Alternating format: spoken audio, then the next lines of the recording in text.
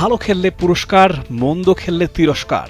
ব্যাস সোজা সাপটা হিসেব পাকিস্তান ক্রিকেট বোর্ডের। বিশ্বকাপের খারাপ পারফরমেন্সে বেজায় অসন্তুষ্ট পাকিস্তানের ফ্যানরা, অসন্তুষ্ট বোর্ডও। নতুন খবর, পাকিস্তানি ক্রিকেটারদের নাকি 50 লাখ রুপি করে জরিমানা করেছে পিসিবি। ঘটনার সূত্রপাত গ্রুপ পর্বে ভারতের বিপক্ষে পাকিস্তানের ম্যাচে। নানান কাঠখড় আর রাজনৈতিক মারপ্যাচ পেরিয়ে প্রেমাদাসায় যখন ম্যাচ গড়িয়েছে, তাতে 61 রানের বিশাল পরাজয় মেনে নিতে হয়েছে পাকিস্তানকে। দ্য এক্সপ্রেস ট্রিবিউনের খবর, এরপরেই বোর্ড সিদ্ধান্ত নিয়েছে অর্থনৈতিক লাভ আসবে শুধুমাত্র ভালো পারফরমেন্সের ভিত্তিতে। ভালো খেললে যেমন পুরস্কার আসে, মন্দ খেলেও জরিমানা হজম করতে হবে ক্রিকেটারদের।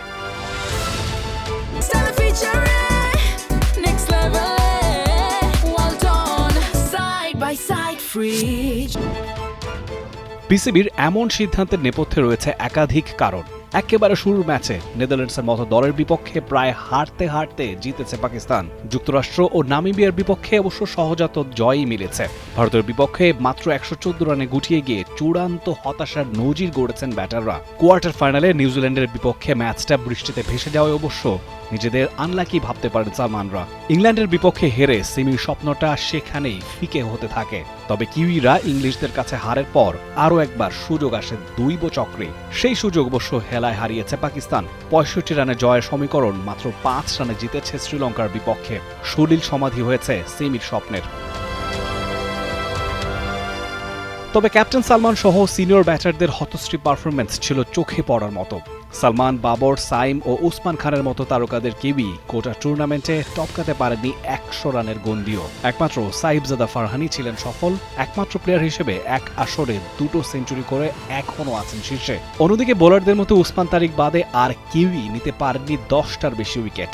শাহিন শাহ আফ্রিদি, সালমান মির্জা, মোহাম্মদ নওয়াজ, শাদাব খানদের মতো বোলারদের প্রত্যেকেই হয়েছেন ব্যর্থ। সার্বিকভাবে যথেষ্ট মানসম্মত স্পিন ও পেস অ্যাটাক এবং অভিজ্ঞতা ও তারুণ্যের মিশেলে গড়া ব্যাটিং ইউনিট মিলে বিশ্বকাপে আরও উপরের দিকে থাকার কথা 2009 আসরের চ্যাম্পিয়নদের। সেই সঙ্গে শুধুমাত্র শ্রীলঙ্কাতেই খেলা হওয়ায় খুব একটা ভ্রমণও করতে হয়নি তাদের। এত সব সুবিধাদের সঙ্গে যুক্ত চড়া বেতন, সে অনুযায়ী প্রত্যাশিত আউটকাম মেলেনি বলেই এবারের শাস্তির শরণাপন্ন হচ্ছে PCB. Rifat Tanvir Rafi, T Sports.